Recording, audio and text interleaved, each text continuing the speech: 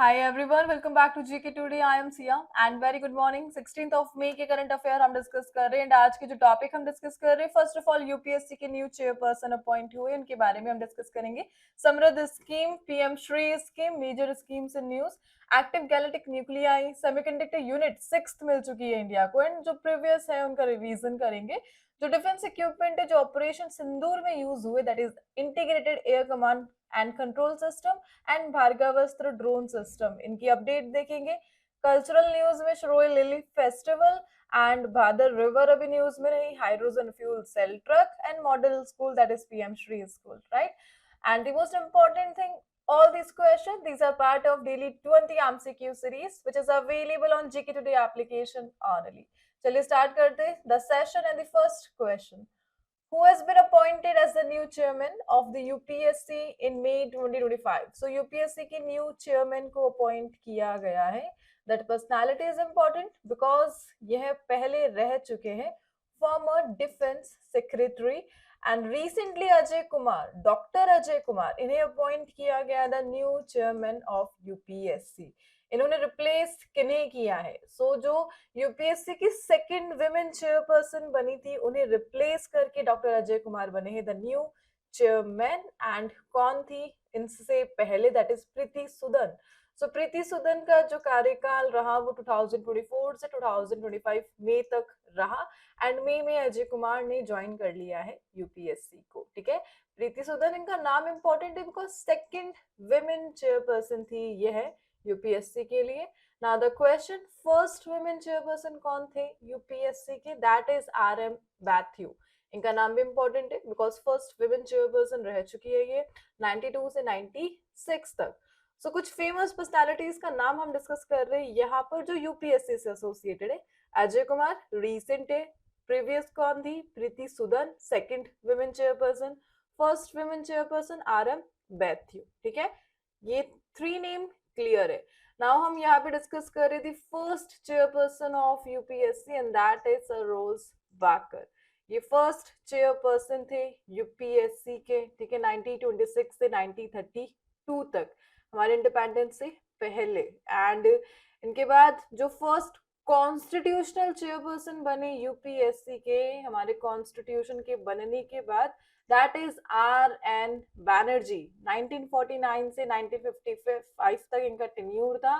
Then इनके बाद जो विमेन चेयरपर्सन आती है R M. Bathew, then second women chairperson Priti Sudan and at present Ajay Kumar. Main जो पर्सनालिटीज है उनका नाम यहाँ पर मैंने डिस्कस किया है आपके साथ, राइट. एंड यहाँ पे यूपीएससी के बारे में डिस्कस कर लेते हैं. हमारे कॉन्स्टिट्यूशन में यूपीएससी का जो जिक्र है, जो डिस्कशन है, वो आर्टिकल 315 से 323 के बिटवीन किया गया है. इसके लिए जो पार्ट है दैट इज 14. आर्टिकल 315 ये एग्जैक्टली बताता है यूपीएससी के एस्टेब्लिशमेंट के लिए, आर्टिकल 315.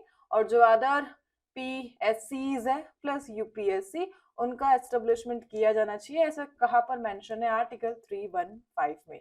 यूपीएससी के जो मेंबर है उन्हें प्रेसिडेंट ऑफ इंडिया अपॉइंट करते हैं और 6 ईयर तक यह सर्व करते हैं अंटिल एज 65, और इन केस बीच में उन्हें हटा दिया जाए. ठीक है, और प्रीवियस जो फॉर्मर मेंबर है यूपीएससी के, जो ऑलरेडी चेयरमैन रह चुके हैं, उन्हें रीअपॉइंट नहीं किया जा सकता है यूपीएससी चेयरमैन के लिए अगेन.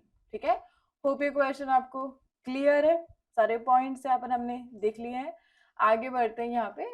यहाँ पे रीसेंट अपॉइंटमेंट से रिलेटेड क्वेश्चंस को हम रिवाइज कर रहे हैं. And the first is Salim Saleh bin Braikus has been appointed as PM of which country in May 2025? And recently यह बने हैं यमन के न्यू प्राइम मिनिस्टर. इंपॉर्टेंट है इनका नाम, यमन काफी चर्चा में है. सलीम सलेह इनका नाम आप ध्यान रख लीजिएगा. Which institute has been appointed to lead the recently launch Pushpak national mission on drone technology? Pushpak को लीड करने के लिए किस इंस्टीट्यूट को अपॉइंट किया गया? And that is IIT Bombay. Who has been appointed as the chairman of National Security Advisory Board NSAB? और आलोक जोशी, इन्हें चेयरमैन अपॉइंट किया गया है.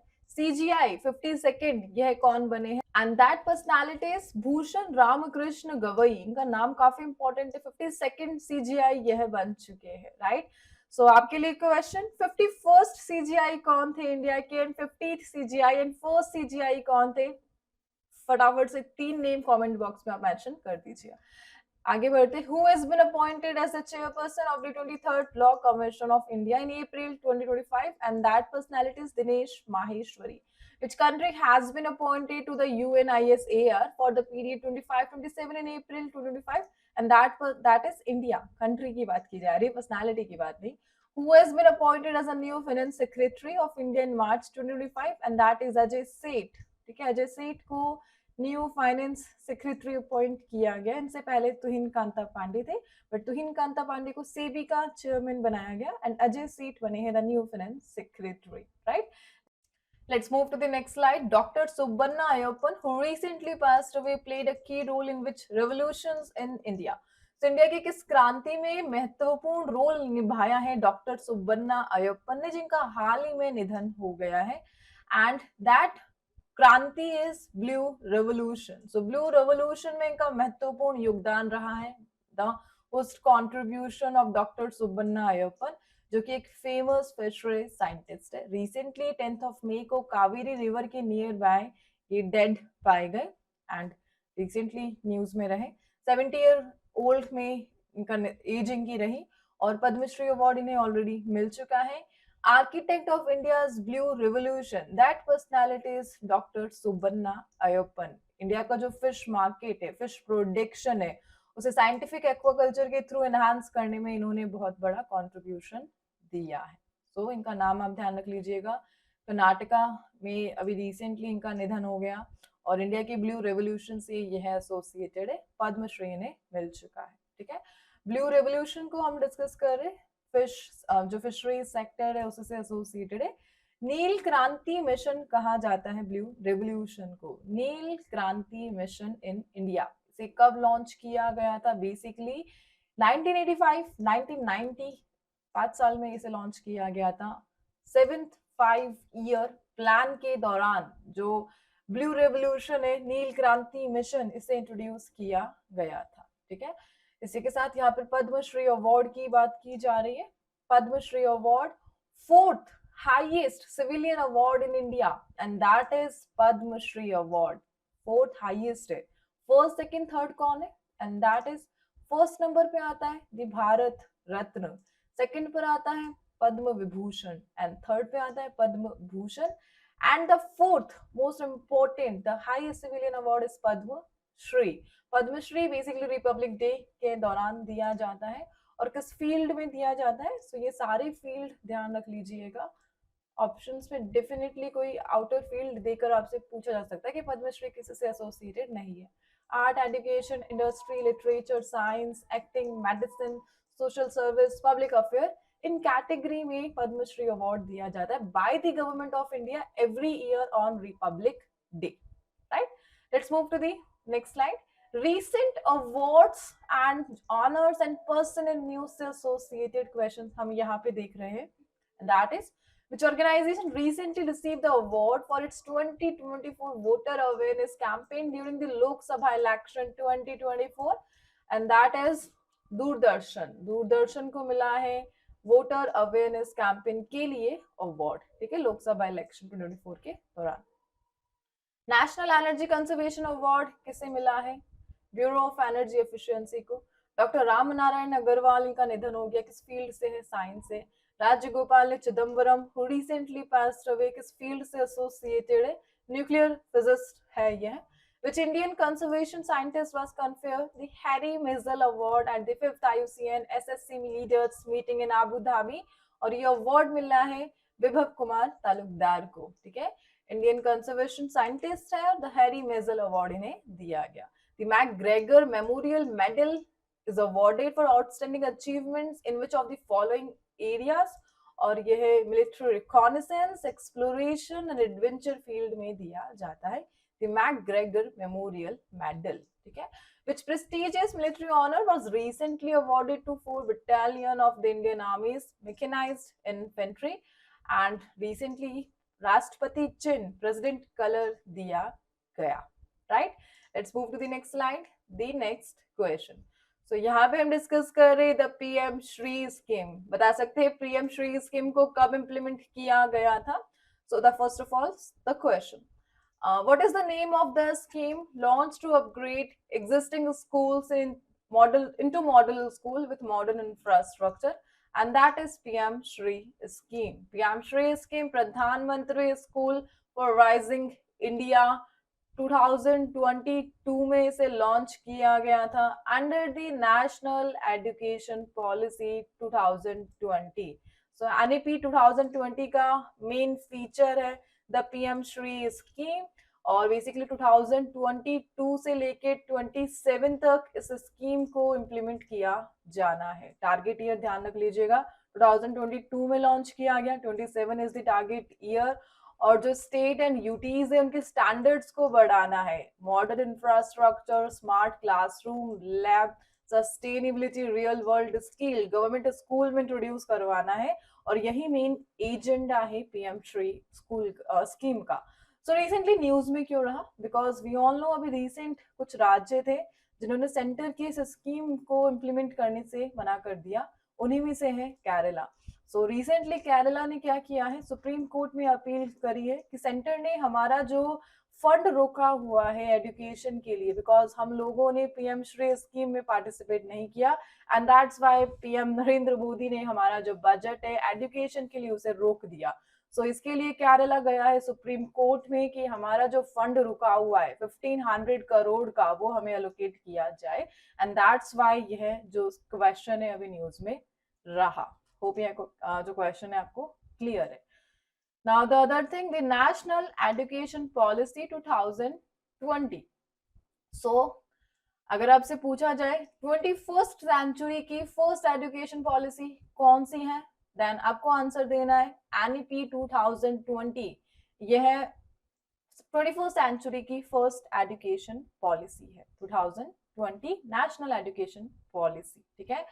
और किसके रिकमेंडेशन पर एनईपी 2020 को स्टार्ट किया गया? सो इसके लिए जो कमिटी थी दैट इज डॉक्टर के कस्तूरी रंजन कम्युनिटी, इनकी सिफारिश पर जो नेशनल एजुकेशन पॉलिसी 2020 से इम्प्लीमेंट किया गया। नेशनल एजुकेशन पॉलिसी 2020 ने किस प्रीवियस पॉलिसी को रिप्लेस किया? सो इससे पहले थी नेशनल पॉलिसी ऑन एजुकेशन 1986, इसे रिप्लेस करके 2020 एनईपी 21st सेंचुरी की पहली नेशनल एजुकेशन पॉलिसी को लॉन्च किया गया था। यहाँ पर कोर प्रिंसिपल एसोसिएटेड है नेशनल एजुकेशन पॉलिसी से। एक्चुअली 5 पिलर है यहाँ पर नेशनल एजुकेशन पॉलिसी के। कौन कौन से वो 5 pillar? Access, equity, quality, affordability and accountability. ये 5 पिलर है किसके? नेशनल एजुकेशन पॉलिसी 2020 के। प्लस एक न्यू सिस्टम इंट्रोड्यूस किया गया नेशनल एजुकेशन पॉलिसी में, दैट इज 5+3+3+4, जिसने जो ओल्ड सिस्टम था 10+2 उसे रिप्लेस किया, ठीक है। होप एनईपी 2020 के जो ये पॉइंट्स है आपको क्लियर हो चुके हैं। इससे पहले एनपीई 1968 थी जो कोठारी कमीशन पर बेस्ड थी। इसके बाद एनपीई 1986 थी जो ओपन यूनिवर्सिटी के कंसेप्ट पर, सोशल इक्विटी, प्राइमरी एजुकेशन के कंसेप्ट पर बेस्ड थी। And now national education policy 2020 है जो कि अलाइन करती है सस्टेनेबल डेवलपमेंट गोल 4 के साथ 2030 एजेंडा रहा, ठीक है। सस्टेनेबल डेवलपमेंट गोल 4 ये क्या है? क्वालिटी एजुकेशन, इसके साथ एनईपी 2020 लाइन करती है। Let's move to the next slide, the next question, and that is Bhargavastra drone system recently seen in news has been developed by which organization? So Bhargavastra drone के बारे में हम यहाँ पे डिस्कस कर रहे हैं। लो बजट में इंडिया के डिफेंस जो ऑर्गेनाइजेशन है इन्होंने बनाया है दी भार्गवस्त्र, और इसे एग्जैक्टली डेवलप करा है SDAL ने, the solar defence and aerospace limited. So एक लो कॉस्ट वेपन जिसे भार्गवस्त्र कहा गया, जो एनिमी के ड्रोन से स्पेशली द स्वार्म ड्रोन इन्हें टारगेट करने के लिए बनाया गया, और ये सपोर्ट करता है the make in India project. यहाँ पर एक टर्म हम देख रहे हैं द स्वार्म ड्रोन्स, कुछ इस प्रकार से देख सकते हैं 100 to 1000 ऑफ ड्रोन आपस में कोऑर्डिनेट करते हैं जो भी जितने भी टारगेट है उन्हें हिट करने के लिए, और इन्हीं टाइप के ड्रोन्स को टारगेट करने के लिए भार्गवास्त्र को बनाया गया है। ठीक है, और किसने बनाया है? SDAL, solar defence and aerospace limited ने। रिसेंटली भार्गवास्त्र का सक्सेसफुली टेस्ट किया गया 3 टाइम, 13 मई को उड़ीसा में, एंड दैट्स व्हाई यह न्यूज में रहा। Let's move to the next one. Integrated Air Command and Control System is developed by which organization? So किस organization ने IACCS को develop करा है? And that is BEL, Bharat electronics limited, right? So recently media में operation सिंदूर के दौरान जो military officers है उन्होंने प्रेजेंट करा DIACCS, integrated air command and control system. Basically एक टाइप का इंटीग्रेटेड टूल है यह, जिसमें सेंसर्स भी है, वेपन्स भी है, डिसीजन मेकिंग टूल भी, यानी एक यूनिफाइड सिस्टम जिसमें सब कुछ है, and that is integrated air command and control system, जिसे भारत इलेक्ट्रॉनिक्स लिमिटेड ने डेवलप करा है। ठीक है, सो बेसिकली सिस्टम के द्वारा जो सिचुएशनल अवेयरनेस है उसे एनहांस किया जा सकता है। एक क्लियर व्यू ये प्रेजेंट करेगा aerospace of the aerospace during different operation.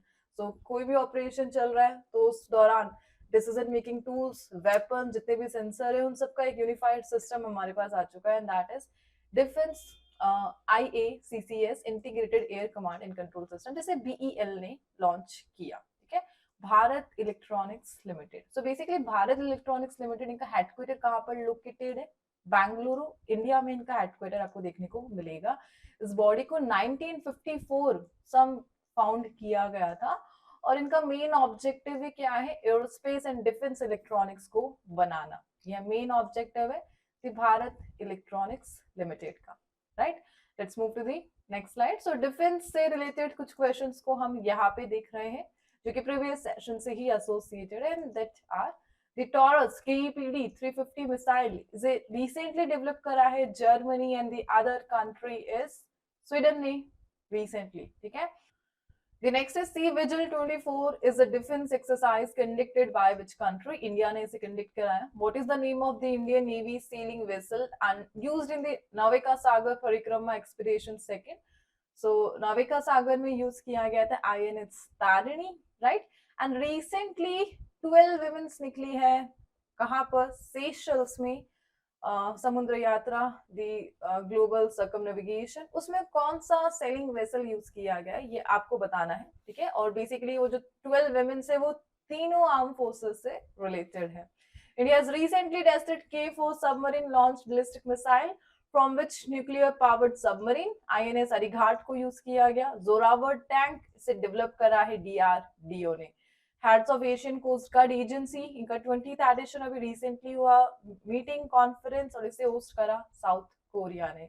LLTR Ashwini, इसे किसने डेवलप करा है? And that is DRDO and BEL ने एक low level transportable radar, that is Ashwini, इन्हें डेवलप किया DRDO एंड BEL ने, right? Let's move to the next slide. The next question, so India को मिल चुका है the 6th semiconductor manufacturing unit, इसके लिए अप्रूवल मिला है, and recently where has the government of India approved the setting up of the India 6th semiconductor unit, and that location is Uttar Pradesh. तो उत्तर प्रदेश में रिसेंटली यूनियन कैबिनेट ने जो 6th semiconductor unit है इसके एस्टेब्लिशमेंट के लिए अप्रूवल दिया है। इंडिया के सेमीकंडक्टर मिशन के साथ ये अलाइन करता है। सो बेसिकली जो फैसिलिटी है इसे HCL एंड फॉक्सकॉन के द्वारा ज्वाइंट कोलैबोरेशन के द्वारा बनाया जाएगा, जो जेवर एयरपोर्ट है इसके नियर बाय एस्टेब्लिश किया जाएगा याइदा रीजन में।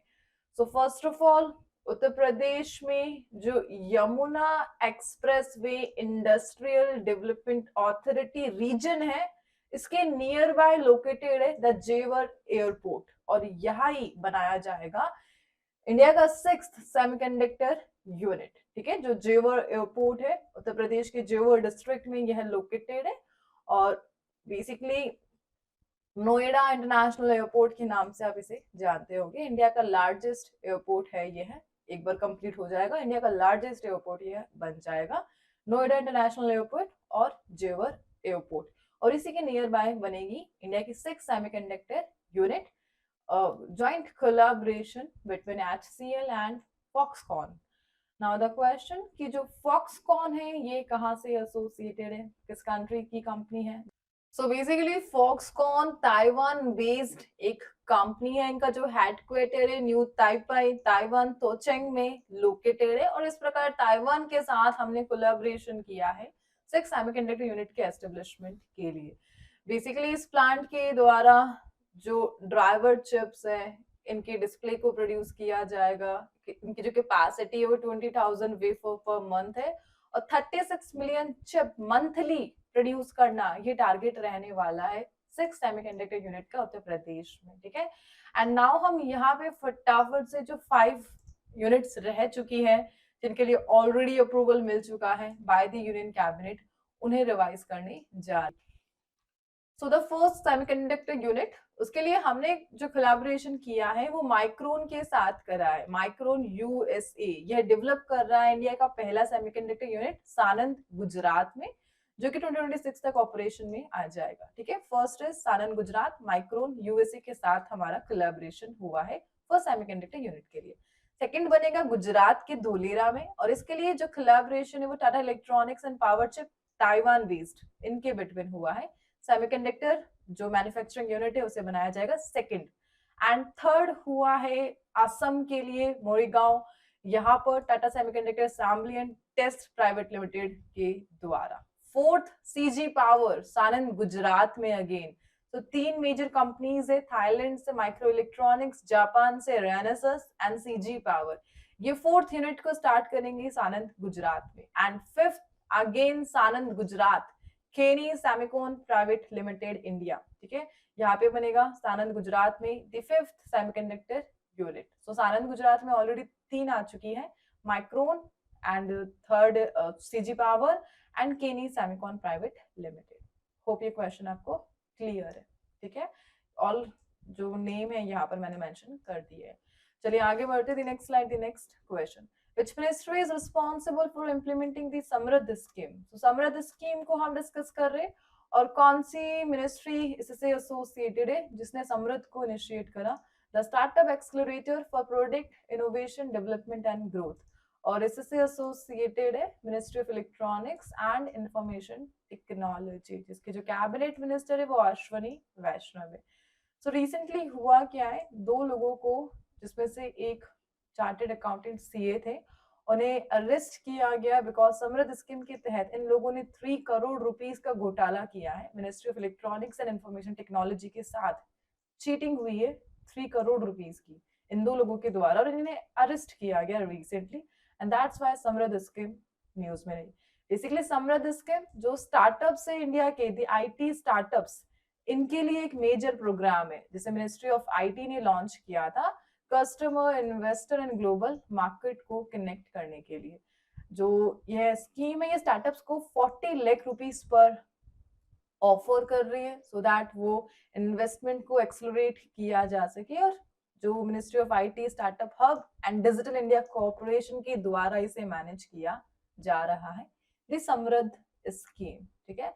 तो 33% से जो स्टार्टअप की फंडिंग है उन्हें एक्सलरेट करना समृद्ध स्कीम का मेन ऑब्जेक्टिव रहा। And overall national policy on software product 2019 के तहत इस स्कीम को 2021 में लॉन्च किया गया था। दी समृद्ध स्कीम स्टार्टअप्स के लिए यह स्कीम है, 4 इयर्स का इसका टारगेट ईयर रहने वाला है। Let's move to the next slide, which is space observatory was recently used by Russian astronomers to detect the 11 new active galactic nuclei. So 11 new active galactic nuclei इन्हें detect करने के लिए Russian astronomers ने recently कौन सी space observatory को use किया है? And that space observatory is Spektr RG space observatory.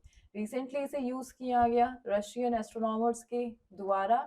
एक रशियन जर्मन स्पेस ऑब्जर्वेटरी है यह, जिसे 2019 सम लॉन्च किया गया था, ठीक है, और इसको यूज करके रशियन एस्ट्रोनॉमर्स ने 11 न्यू एक्टिव गैलेक्टिक न्यूक्लियाई को डिटेक्ट करा है। बेसिकली एक्टिव गैलेक्टिक न्यूक्लियाई ये होते क्या है? एजीएन बेसिकली एक रीजन है यूनिवर्स में सेंटर ऑफ गैलेक्सीज में, जो कि हाई लेवल के इलेक्ट्रोमैग्नेटिक रेडिएशन को एमिट करते हैं, एक्सट्रीमली हाई, जो कि एग्जैक्ट जो गैलेक्सी है उसको भी आउटशाइन कर देते हैं, यानी गैलेक्सी से भी ज्यादा रेडिएशन कौन प्रोड्यूस कर रहे? AGN, the active galactic nuclei. और कुछ 11 एजीएन को रिसेंटली रशियन एस्ट्रोनॉमर्स ने डिटेक्ट करा और इसके लिए एसआरजी को यूज किया गया, एंड दैट्स व्हाई ये क्वेश्चन अभी न्यूज में रहा। ठीक है, let's move to the next one. And a major festival in news, state level Shirui lily festival, 5th state level Shirui lily festival 2025, इसे रिसेंटली सेलिब्रेट किया जा रहा है किसी स्टेट के द्वारा, and that state is Manipur. 20 मई से 24 मई तक यह चलेगा, उखरुल डिस्ट्रिक्ट मणिपुर में। और फर्स्ट फेस्टिवल है ये मणिपुर में उनके वायलेंस के बाद। ठीक है, और डिपार्टमेंट ऑफ टूरिज्म इसे ऑर्गेनाइज कर रहा है। बेसिकली एक मेजर फेस्टिवल जो अवेयरनेस रेज करेगा about the endanger Shirui lily, और जो मणिपुर है इनका स्टेट फ्लावर है this beautiful flower. So Shirui lily यह मणिपुर का स्टेट फ्लावर है और इसी पर फेस्टिवल है श्रोई लिली फेस्टिवल मणिपुर में मनाया जाएगा। ठीक है, मणिपुर की नेचुरल हेरिटेज को सेलिब्रेट करने के लिए और सस्टेनेबल टूरिज्म को प्रमोट करने के लिए।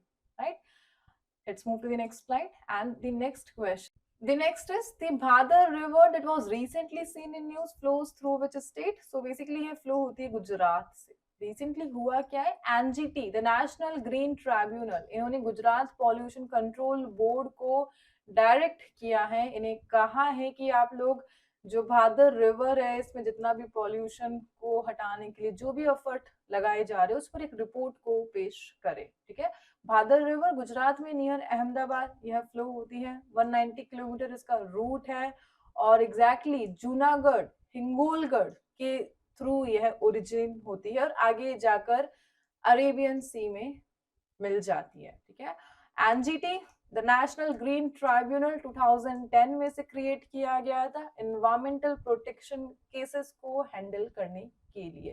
सो इनका एस्टेब्लिशमेंट ईयर 2010 और भादर रिवर कहाँ से ओरिजिन होती है, जूनागढ़ अहमदाबाद के नियर बाय यह फ्लो होती है और अरेबियन सी में यह ज्वाइन हो जाती है, and that's why pollution report के कारण यह अभी न्यूज में रही।